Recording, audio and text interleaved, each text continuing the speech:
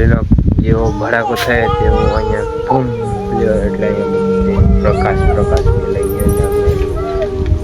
બહુ બી ગયા. Hello friends, કેમ છો બધા? મજામાં ને?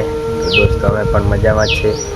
આજે વાગે સવારના 8:30 અને અત્યારે આપણે વ્લોગ ચાલુ કરીએ જ છીએ.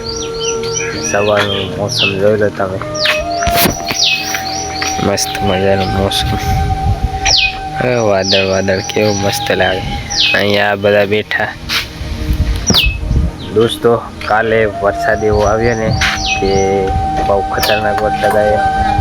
અને વરસાદ આવ્યો તો લગભગ 12-1ના ગાળામાં આવ્યો હતો. વીજળીના ભડાકા અને એવું બહુ થયું. એમાં અમે ઝાપટમાં આવી ગયા હતા. વીજળી અમારે પડી હતી. અમારી વાડી એક ગાડી પર પડી હતી. અહીંયા જોઈ લો, અહીંયા આમ કાચ હતો, કાચ ઉપર ગાડીના વીજળી પડી એટલે અહીંયા પછી ધમાકો થયો એવો કે અમે બધા ડરી ગયા. અમે બધા અંદર હતા અને વીજળીનો ભડાકો એવો થયો ને કે બધે આમ બધું લાઇટ થઈ ગયું હતું. અમે એવા ગભરાયા કે અમે માંડ બચી ગયા એવું લાગે. ભગવાને કઈ રીતે બસાય ખબર નહીં, પણ અહીંયા ગાડી પડી ને અમે અંદર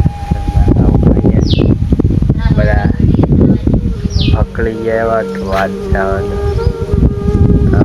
લાગે કે ભાઈ તો ખરેખર આવું હોય. હવે પહેલી વાર જોઈએ વીજળી થાય એટલે આમ બધું ભડાકા થઈ જાય. અને અહીંયા આપણી ગાડી પડી.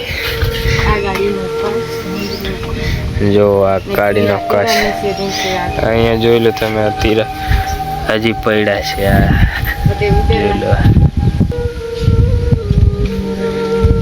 આ પડ્યા. વીજળીનો જેવો ભડાકો થાય તેવો અહીંયા બૂમ લ્યો એટલે અહીંયા પ્રકાશ ફેલાઈ ગયો ને અમે બહુ બી ગયા. શું થાય હવે? પણ ભગવાનની દયાથી બધાને કાંઈ નથી થયું. ખાલી ગાડીનો કાચ ફૂટી ગયો. દોસ્તો ગાડીનો કાચ ભાંગી નાખ્યો. આમ હશે તો ભાંગી નાખ્યો કે કારણ કે એક કાચ આમ ઊંધો હતો એટલે કાંઈ વાંધો નહીં આવ્યો, અને એક કાચ આમ હશે એટલે કાચ ઉપર વીજળી બધી પડી ગઈ. અને અમને કાંઈ વાંધો નથી કે ભગવાનની દયાથી અમે બસી ગયા છે.